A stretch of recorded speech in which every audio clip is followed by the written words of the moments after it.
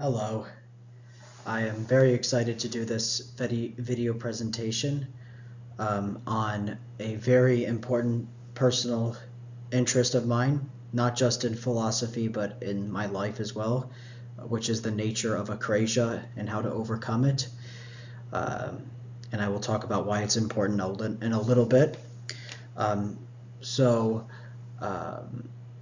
I love this problem because it's one of the unifying agents of all of my philosophical pursuits since I started it in 2017, early 2017.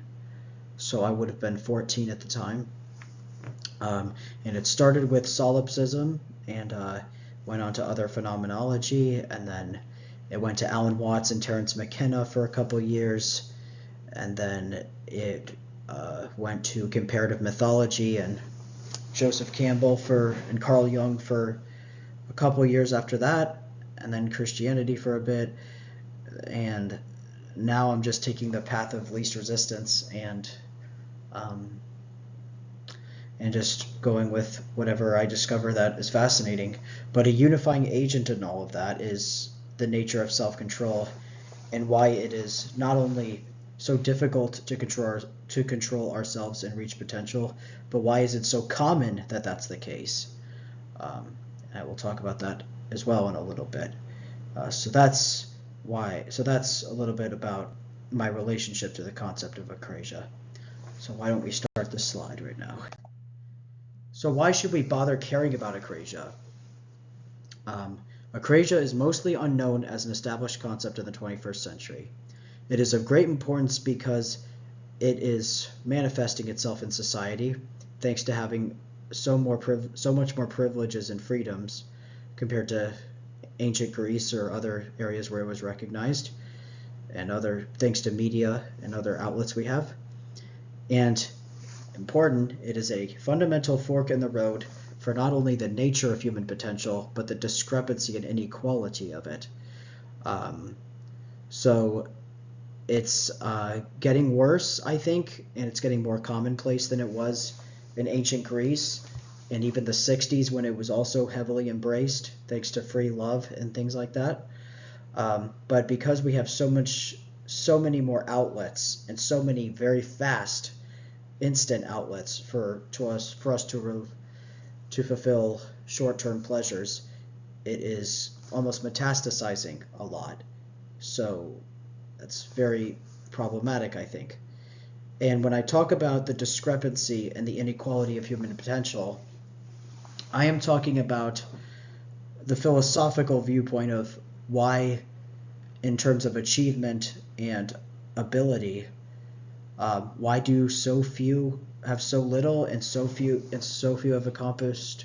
Why have so many accomplished so little, and why have so few accomplished so much? So many billions upon billions of people have existed throughout history, and not a trace of their legacy has lasted past a generation or two after their death. And it's depressing and frustrating to me how so many fantastic people that achieve great things are so few and far between. And the only few people in my mind that have fulfilled that are Leonardo da Vinci, Rabindranath Tagore, and John von Neumann, as well as a few other folks in there. But yeah, I think akrasia has a lot to do with this problem as to why so few people seem to display self-control to stay on track with their vision and their potential and not get distracted and put off track, and so many people do that and they don't accomplish great things as a result. And then back to the first point, it's becoming more commonplace because we have more opportunities to do it. So that's why I think we should care about it. So I think it all boils down existentially to this quote, which I have been using as a mantra lately. I think it's one of the best quotes ever told by my favorite philosopher, and I'll tell you why right now. So Blaise Pascal, my favorite philosopher, has said, "The heart has its reasons, for which reason knows nothing. And the reason I like this quote, and the reason I like Pascal because of this quote, was because this line of thinking, this notion, was really never publicly seen again until the 20th century with John von Neumann, who, if anyone knows anything about him, they all know that he's possibly the greatest mathematician of the 20th century, because he is equally as impressive and accomplished in terms of impressive tricks and techniques in mathematics, as well as contributing brand new things to mathematics. So he has this mastery and innovation that marry each other in a way that very few practitioners in any field do. And so I was very fascinated with John von Neumann for a long time. I have a song written about him that you can find called How Clear is the Water. And he's revered by pretty much everyone who has encountered him. Every interview I've seen, every article I've read of people who have known him, they all speak of him in awe and inspiration. So in my quest to find his MO, I guess, towards life in mathematics, he said this quote that you can find very easily. He said, "If people do not know that mathematics is simple, it is only because they are not aware of how complicated life is." So John von Neumann said that. And the only time before then that I can find that type of mindset is with Pascal, which happened hundreds of years before. So Pascal has this incredible mind to where not only were his notions not seen again for another couple hundred years, but when they were finally seen again, they were seen by only the best practitioners in his field afterwards, which I think takes a mind of complete, that takes something very, very special to do something like that. It's one thing to do something innovative that's ahead of your time and not seen again for a while, but then to only be seen a while by the best people is, I think, incredible. So, and this really connects to one of the main notions of Akrasia in my mind, which is the connection between what feels good to humans and what is good for humanity. And that can be applied personally too. What feels good for me in the short term and what is good for me in the long term.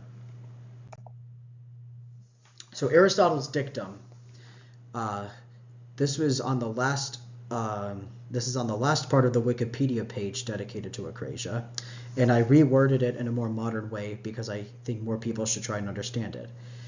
In most classical translations in English, it is a person is called continent or incontinent. Incontinent means something a little different back then. In the ancient Greek, it meant more around areas of lust and things like that, not so much around physiology. So a person is called continent or incontinent according as his reason is or is not in control. And the modern translation is a person is considered self-controlled or lacking self-control depending on whether their reason governs their actions or not. And that connects again to Pascal's notion that whether people are self-controlled by following reason itself or their own reasons. That's another of the many dualities that you will come across with diving into Akrasia. So the first question surrounding Akrasia during its inception in ancient Greek was whether or not it existed. And it was first, and the first answer is actually the same person who proposed the question, which was Socrates. So he had this formula that has been translated as, if a person, because he formulates it as if a person has option A or B, and A is the better option than B, what could possibly be the reason, or how could it even be possible for someone to pick B, for any logical person? So his answer to that was Akrasia doesn't exist. Ignorance of the good leads to bad actions. If someone truly knows what's best, they will act accordingly. And this one has been most admired, or it's been most embraced by modern philosophers such as David Donaldson, which I will get to later. Aristotle, this is what I think is the best answer for it. Akrasia occurs due to a conflict between opinion and desire. Opinion can be flawed, leading to actions against reason. Akrasia is not a vice, but a failure to follow knowledge, which goes back to Pascal. The heart has reasons for which reason doesn't know anything, or for which logic doesn't know anything.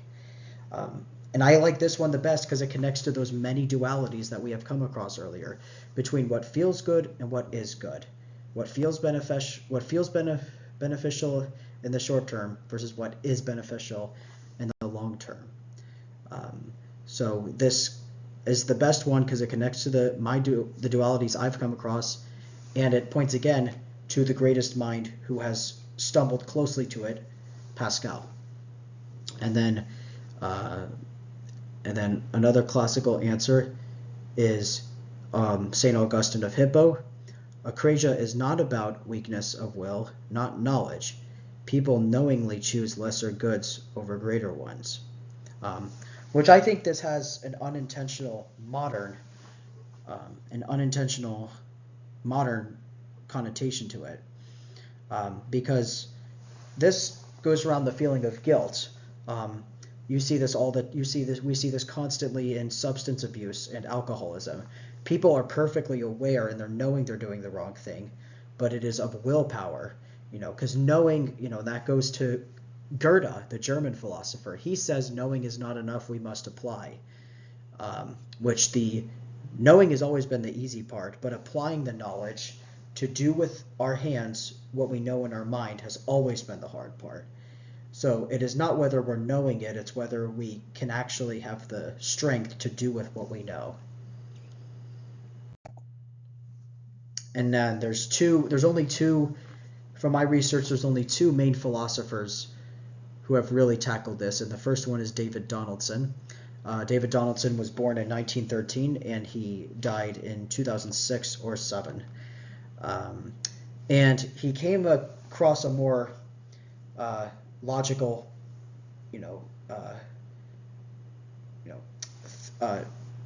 triad that's kind of pretty much more or less a modern recreation of Socrates' notion of how could it be possible. And notice how these three are completely not dependent of each other. The third one is very, very different from the other two. And his answer was ignorance of attitude and judgment. So his idea, basically, to put it simply, his answer to why people do the third option when they have A and B in the back of their minds and in the back of their reality is because of ignorance. So whether that's connected to willpower or not, I'm not sure, but I think it's completely independent of it, because a lot of people know they do, because a lot of times when people are doing the wrong thing in their judgment, they know of it. And this will connect to the economics of it. So there will be economic elements of it too, which we will get to in a couple slides.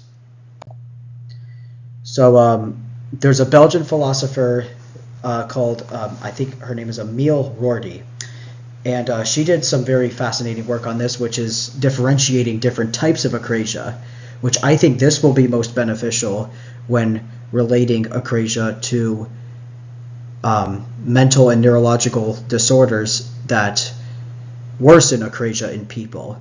And easily ADHD is one of them, and dyslexia is one of them. It's those things that can really overwhelm someone when they're overstimulated by the world, autism being another thing.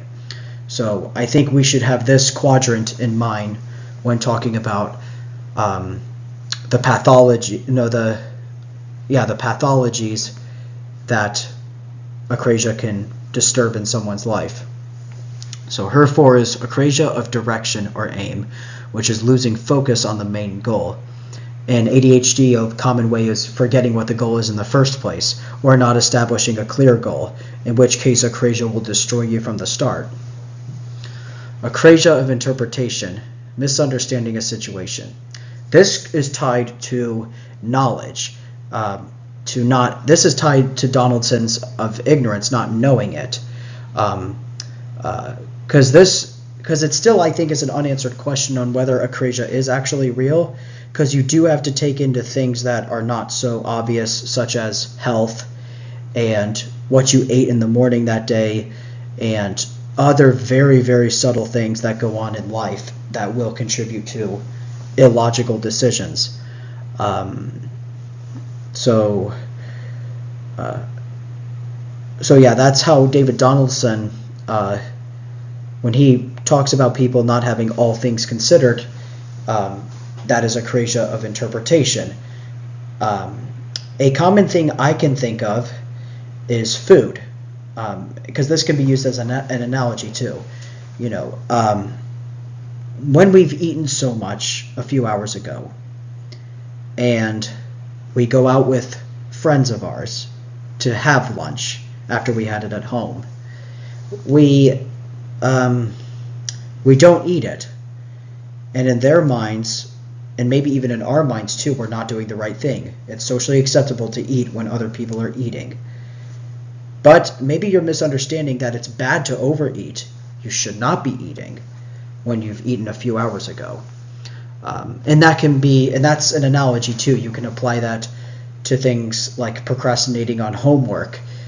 You can apply it to things like drug addiction. For instance, drug addiction when there's childhood trauma involved, and things and other unhealthy coping skills for past adversaries. Akrasia of irrationality, acting against reason, which again goes way back to the second slide. Well, the first slide that's not a title slide. Blaise Pascal. We're going against our intuition rather than our intellection. Doing what feels good rather than what is good. I've had to question this my whole life, or ponder about it, because questioning it implies that we're finding an answer, and this is still very difficult to find an answer to in akrasia. The main purpose of this lecture is to just show people why we should be investing in it, and why I've been investing in it. Akrasia of character, failing due to weak moral resolve. And this is tied to Aristotle. This is the hardest one, in my opinion, to solve or to overcome, because so many factors are involved to people who have a weak moral resolve. Like I just talked about, childhood trauma can lead to inadequate coping skills if we don't talk about it, if we let them build up internally without guidance. That can lead to wrong decision making much later on. We do have to consider all things in akrasia of character. And now we're going to have a bit of this funny little thing called neuroeconomics, which I know just as much about neuroeconomics as I do about the linguistics of haptic poetry, or any language that aliens somewhere else speak. So hyperbolic discounting is a very factual economic model that's been made regarding why people prefer short rewards over long-term rewards. What I don't know is whether this implies that the short rewards are better than the good rewards, or that the long-term rewards are better than the short-term rewards. I don't know that too much. If anyone does, please put that in the comments. Psychologist George Ainsley argues that akrasia results from the empirically verified phenomenon of hyperbolic discounting, which causes us to make different judgments close to a reward than we will when further from it. And this is the most standard, most formal model of hyperbolic discounting. And I decided to not do any of the formulas after that, including the exponential one, which is very closely related to this, because it involves Euler's number, which I don't feel is, I'm not a mathematician at all, but this is more in my mind like existentialism. Existentially, like, why is this? What's the purpose of this? And I feel with such inhuman, such infallible, because humans are very fallible, and such infallible properties such as Euler's number, I feel that's very far from getting to an answer, even though we're working on it that way. So that's a visual representation of the formula on the slide, and I decided to make my own breakdown of it because I haven't seen any coherent ones that I think a lot of people would understand, so I made my own. So the GD beginning is the discount factor. How much less valuable a reward is perceived due to the delay. So how badly the delay of the reward exacerbates how we see it, or how it spoils it. It tells you how much the reward is discounted as time passes. D is the delay in receiving the reward. How long did you have to wait to get it? K is the parameter that controls how deeply the reward is discounted. A larger K means you're more impatient and prefer immediate rewards more strongly. Yeah, and I will admit I'm a little ignorant on this subject, but this was a very interesting discovery to come across, that there's even economics and possibly mathematics involved in this existential problem of Akrasia. So I just thought this very oversimplified display will get a glimpse into that, but we'll find out. Akrasia and the philosophy of neurodivergence and/or executive dysfunction.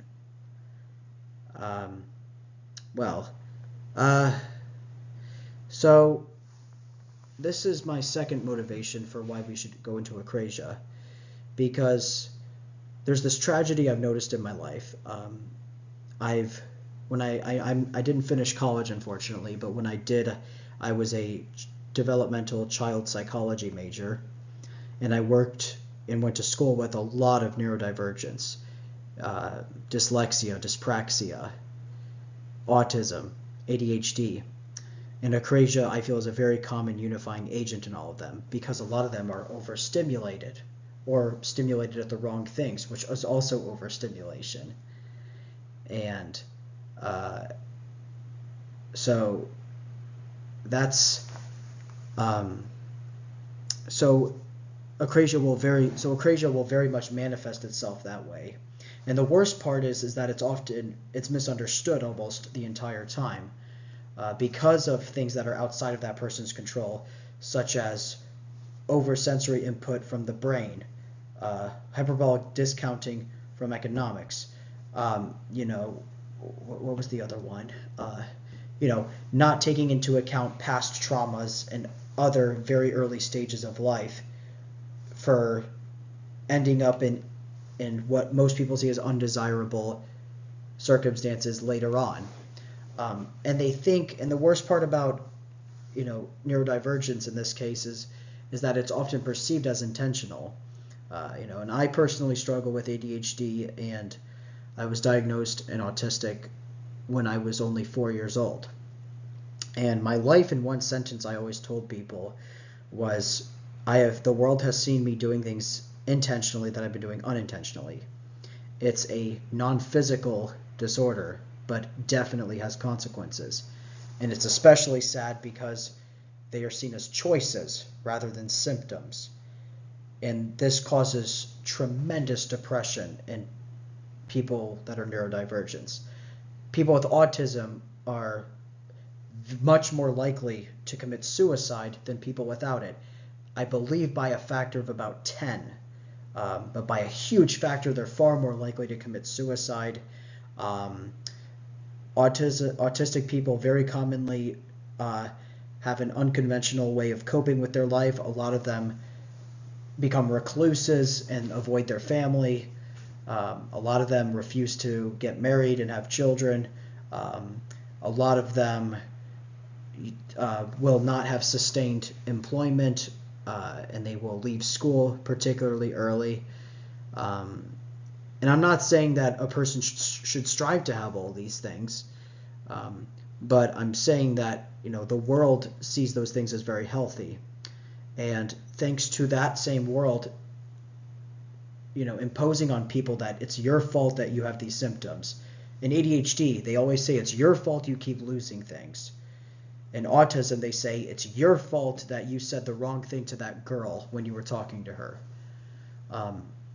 And I really hate that it still is like this. And we are hundreds of years, maybe decades behind on portraying neurodivergence this way. And there is definitely a sense of free will, a lot of connotations of free will in Akrasia.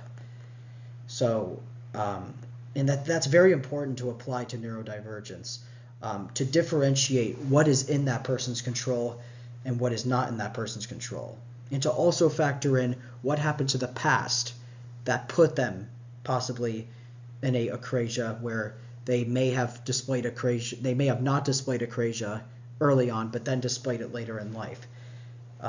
It's very important, very mature thing for humans to do, both individually and collectively, to figure out what is the difference of humans, of what they can control and can't control. And that is my second, more personal motivation as to why we should invest ourselves in the nature of Akrasia in the 21st century right now, and definitely in the future. Thank you.